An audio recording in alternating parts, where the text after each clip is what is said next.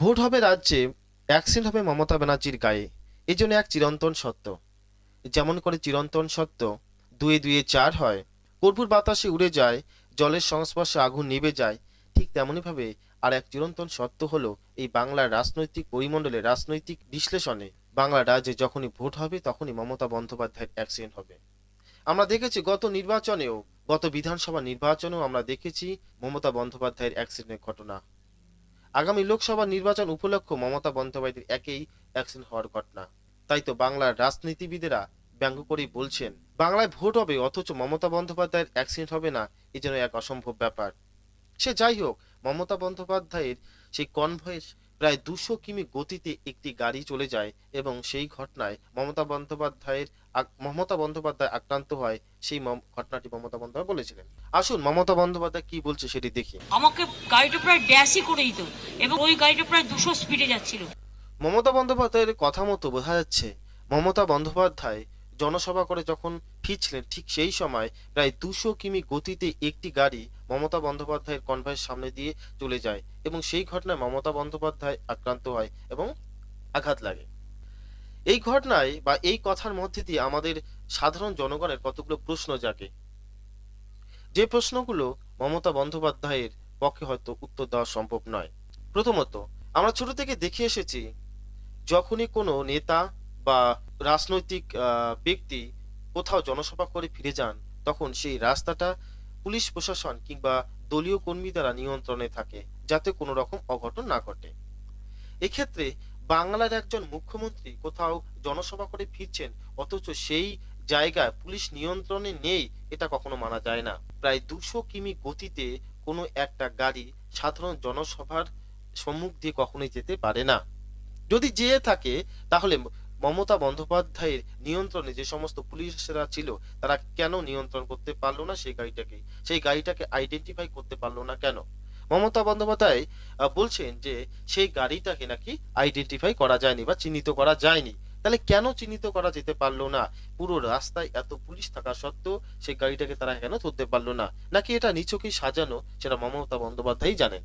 দ্বিতীয় প্রশ্ন হচ্ছে, মমতা বন্দ্যোপাধ্যায়ের এই যে একটা ঘটনা ঘটে গেল, সেই ঘটনার কোনো ভিডিও বা কোনো ছবি আমরা কিন্তু এখনো পর্যন্ত পাইনি। মমতা বন্দ্যোপাধ্যায়কে দেখার জন্য রাস্তায় প্রায় হাজার হাজার মানুষ দাঁড়িয়েছিলেন, তাদের ভিডিও করছিল, ছবি তুলছিল। সেই ভিডিও ছবির মধ্যে মমতা বন্দ্যোপাধ্যায়ের সেই গাড়ি অ্যাক্সিডেন্টের ঘটনার একটা চিত্র, একটা ভিডিও কিন্তু আমরা এখনো পর্যন্ত পাইনি। নাকি মমতা বন্দ্যোপাধ্যায় ঠিক একইভাবে গত বিধানসভার মতোই মানুষের সহানুভূতি অর্জন করার চেষ্টা করছেন? যে সহানুভূতি মমতা বন্দ্যোপাধ্যায়কে বিধানসভায় জিতিয়েছিলেন ঠিক তেমনি ভাবে লোকসভা নির্বাচনে মমতা বন্দ্যোপাধ্যায় সেই সহানুভূতি কুড়িয়েই জিততে চাচ্ছেন। এ বিষয়ে দেশ এবং রাজ্যের নানান রাজনীতিবিদেরা, রাজনৈতিক ব্যক্তিরা সমালোচনা করছেন। সে যাই হোক, মমতা বন্দ্যোপাধ্যায় এই অ্যাক্সিডেন্টের বিষয়ে কি বলছেন আসুন বিস্তারিত দেখি। আমি এখানে এলাম, আমারও মনে হচ্ছে একটু জ্বর আসছে এবং গা গুলোচ্ছে, কারণ একটা কনকাশন তো হয়েছে এবং অনেকটা ফুলেও আছে। আমি সেই জন্য বেশিক্ষণ টাইম নেব না। আমার সাথে সুপ্রিম কোর্টের ভার্ডিক্ট অনুযায়ী আমার সাথে অনারেবল গভর্নরের মিটিং ভালোভাবে হয়েছে, সৌজন্যমূলকভাবে আমরা টোটালটাই ডিসকাস করেছি এবং 26 তারিখে আমি আবার আসব, আবার দেখা হবে। আমি এটুকু তোমাদের বলে গেলাম। দিদি চোটটা লেগেছে, কেমন লাগছে? মানে কি করে হলো দিদি, কি করে? আপনি তো গাড়ি আমি জানি না, একটা কোনো গাড়ি আমরা দেখতে পাইনি, গাড়িটা কি, আমরা বেরোচ্ছিলাম, মানে আমাকে গাড়িটা প্রায় ড্যাশই করে দিত এবং ওখানে আমার যে ড্রাইভার ছিল পুলিশে, আমার যে ড্রাইভ করছিল সে, কারণ আমাদের তো হেলিকপ্টারে আসার কথা ছিল, আমরা আসিনি ওয়েদারের জন্য, ও সঙ্গে সঙ্গে ব্রেকটা কষে এবং বুদ্ধিমানের কাজ করে ব্রেকটা কেসেছে। ব্রেকটা যখন কষেছে আমার পুরো ড্যাশবোর্ডটা এসে মাথায় লেগেছে, আর তখন একটা কনকাশন হয়েছে এবং কিছুটা রক্তও পড়েছে এবং কিছু ফুলেও আছে। এখন যেমন সারা মাথাটায় পেন হচ্ছে, তাই নিয়ে আমি কাজ করে গেলাম। এখন কথা হচ্ছে যে গাড়িটা যদি কাঁচটা খোলা ছিল আমার, কারণ আমি পাবলিক মিট করতে করতে আসি যখন লোক দাঁড়িয়ে থাকে, কাঁচটা যদি বন্ধ থাকতো তাহলে ওই ড্যাশবোর্ডটা কাঁচ শুদ্ধ পুরো আমার সারা শরীরে যুক্ত হয়ে যেত এবং গাড়িটা কিন্তু চুরমার হয়ে যেত।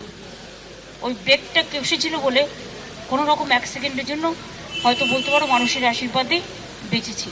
এখন আমার মাথাটা ভীষণ টনটন করছে, যন্ত্রণাও করছে। আমি ওষুধ খেয়েছি, কিন্তু আমার ভীষণ ঠান্ডা লাগছে এবং গা বমি করছে, তাই আমি একটু বাড়ি যাচ্ছি। হসপিটাল যাওয়ার না, আমি হসপিটাল এখন যাচ্ছি। দিদি